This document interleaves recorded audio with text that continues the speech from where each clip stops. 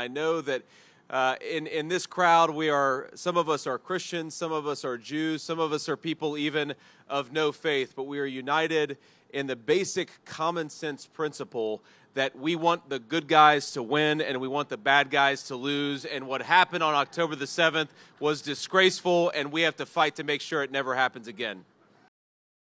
And I know that there are many, many people who want the war to end. I am certainly one of those who wants the war to end and wants peace to return to Israel and to the territories that are currently completely destroyed by war. But the truth is that the best way to end the war, and I believe the only way to end the war, is if Hamas would let the hostages go. And I wear this dog tag with, I think, a simple principle. Whatever your faith, whatever your political beliefs, I think that all of us can unite to say, bring them home. Bring the hostages home. This is disgraceful what's been happening, and we've got to bring them home. And I think it's impossible for any person with an ounce of moral courage or an ounce of conscience to not have their heart broken by what's happened to these this terrible thing that's happened to these hostages. It is disgraceful, and I hate to I'm going to get a little political here. It is disgraceful that we have an American president and vice president who haven't done a thing. Vice President Harris, our message is bring them home. Use your authority to help bring them home. We can do it. We just need real leadership.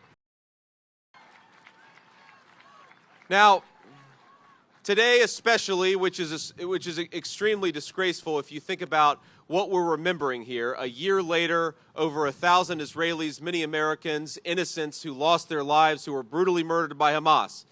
Today, in the United States, there are literal pro-Hamas protesters around the country calling for a ceasefire. And what they're really calling for is for a unilateral surrender.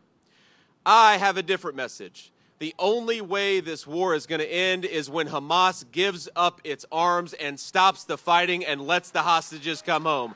That is the way to end this conflict. Now, I speak for Donald Trump in saying that when he is president, America will protect our American Jewish brothers and sisters. We will stop funding anti-American and anti-Jewish radicals. And we are going to bring home American hostages wherever they're held and whoever is holding them.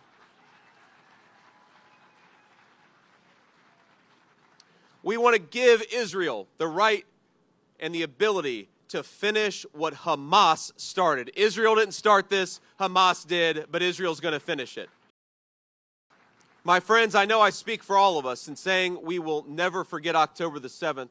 We're going to reject anti-Semitism in our schools, reject it in our foreign policy, and if we do this the right way, we're going to reject it in the ballot box on November the 5th, 2024.